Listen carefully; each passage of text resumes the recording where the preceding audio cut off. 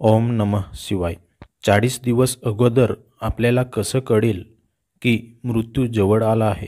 गरुड पुराणानुसार 40 दिवस अगोदर येणाऱ्या मृत्यूंचे अनुभव काय आहे? कसं कळतं आपल्याला? त्यावेळी आपण काय केलं पाहिजे? हे मी आज या व्हिडिओमध्ये सांगणार आहे। ही भीती नाही तर आत्म्याचा नवीन प्रवास आहे। तरी जर कोणाला भीती वाटत असेल तर बघू नका। मला कोणालाही दुःख द्यायचे नाही, पण आपल्याला हे सगळं माहीत असणे सुद्धा खूप गरजेचं आहे।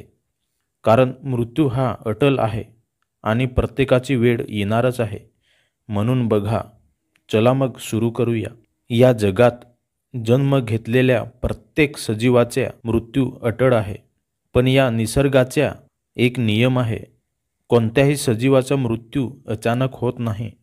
मृत्यू येण्याआधी आपल्याला काही संकेत भेटतात, ते म्हणजे हळूहळू आपल्या शरीराला, आपल्या आत्म्याला आणि आपल्या मनाला अनुभवायला लागतं। 40 दिवस अगोदरपासूनच आपल्याला काही विचित्रपणे जाणवायला लागतं, ज्यांना आपण काही महत्त्व देत नाही, पण तेच संकेत असतात जे आपल्याला हळूहळू कमजोर करत जातात। या 40 दिवस अगोदरच माणसाला काहीतरी विचित्रपणे जाणवायला लागतं। त्याचा चेहरा अगदी शांत आणि उतरलेला असतो। ज्याचा मृत्यू जवळ आला असेल तो व्यक्ती हळूहळू बदलायला लागतो। त्याचे बोलणे थोडं थोडं अडसर येते। काही वेळा ती व्यक्ती लहान मुलांवर खूप प्रेम करू लागते। भूतकाळात झालेली गोष्टी आठवून हसत राहते। कधीकधी केलेली चुकांची क्षमा प्रार्थना करते। त्यांचे मनात वेगळंच चाललेलं असतं, जसं त्याला आत्मा काहीतरी सांगत आहे। काही लोकांना समजते की आता आपला मृत्यू जवळ आला आहे, त्यामुळे ते काही लोकांशी मृत्यूविषयी बोलायला लागतात। ते कसं असते, काय असते, माझ्या पुढे काय होईल, असे विषयावर सतत बोलत राहतात। ते घरच्यांना सांगतात, आता माझे जास्त दिवस राहिले नाहीत। लहान मुलांशी खूप प्रेम करतात आणि म्हणतात, भविष्यात मोठं हो, चांगलं काहीतरी कर, असे आशीर्वाद देतात। कधीकधी ते आपल्या घरातील गेलेल्या माणसांबद्दल बोलत राहतात। गरुड पुराण सांगतो की मृत्यू जवळ आलेल्या व्यक्तींना स्वप्नांमध्ये मृत व्यक्तींचे चेहरे दिसतात। ते त्यांच्याशी बोलतात। असे स्वप्न एवढे मजबूत असतात की त्यांना असं वाटतं की आपण याच जगात जगत आहोत। अशी स्वप्न त्या लोकांना काहीतरी जाणीव करून देतात, काहीतरी सांगण्याचा प्रयत्न करतात, पण त्यांना नेमकं कळत नाही। जसे दिवस जवळ येत जातात तसतसे त्यांच्या शरीरामध्ये हळूहळू बदल होत जातात। कधीकधी त्यांना जेवायलाच वाटत नाही, जसं त्यांना भूक लागतच नाही। एवढं त्यांचे शरीर कमजोर होत जातं। थोडं वेळ चालल्यानंतर थकवा निर्माण होतो। असा व्यक्ती जास्त वेळ झोपूनच राहतात। हळूहळू त्यांचे शरीर थंड पडत जाते, जास्त करून पाय। नखांना काळा रंग यायला लागतं। तसेच त्यांच्या डोळ्यांचे खालती चंद्राकार काळा पट्टा निर्माण होतो।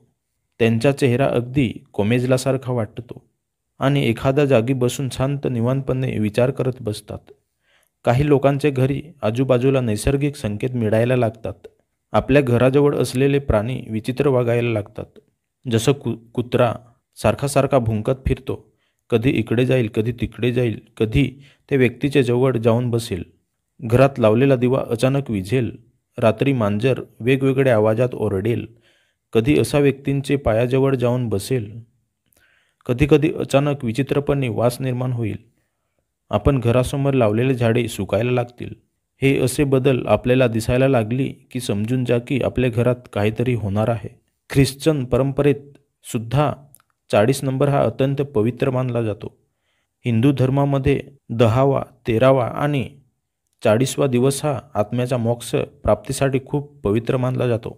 असं सांगितलं जातं की ख्रिश्चन धर्मात येशू ख्रिस्तांनी आपल्या मरण्याच्या आधी 40 दिवस उपवास केला। म्हणजे 40 नंबर हा प्रत्येक धर्मात महत्त्वाचाच आहे। हे लक्षणं, हे संकेत ऐकताना एक गोष्ट महत्त्वाची आहे की ज्याचा मृत्यू जवळ आला आहे, ती जरी आपल्याला त्यांच्यासोबत असं घडतंय तसं घडतंय हे सांगत नाही, तरी त्याचा आत्मा त्याला वेळोवेळी कळवत राहतो की त्याची वेळ आता जवळ आली आहे। आत्माही आपल्याशी बोलत नाही, पण आपल्याला अनुभवायला येतं। तो आपल्याला बरं काय आणि वाईट काय याची जाणीव देत राहतो। आत्माही आपल्याला जरी दिसत नसेल तरी ती एक शक्ती आहे जी आपल्या शरीराला चालवते. तो भूतकाळातली गोष्ट आठवतो, आपलं घडून गेलेलं संपूर्ण आयुष्य पाहतो.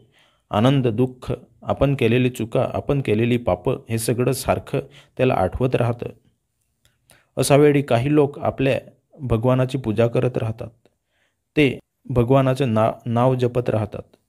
कोणाचा मृत्यू येण्याआधी हे संकेत किंवा इशारे आपल्याला समजले तर आपण त्यांना सांत्वना देऊ शकतो.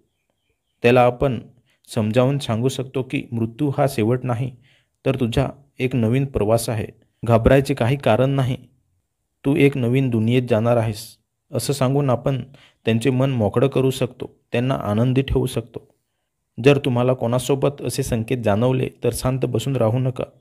असे व्यक्तींचे जवळ राहा, त्यांना खुश करण्याचा प्रयत्न करा, त्यांची शेवटची इच्छा विचारा आणि त्यांना आनंद ठेवा. व्हिडिओ आवडला असेल तर लाईक करा, शेअर करा. धन्यवाद.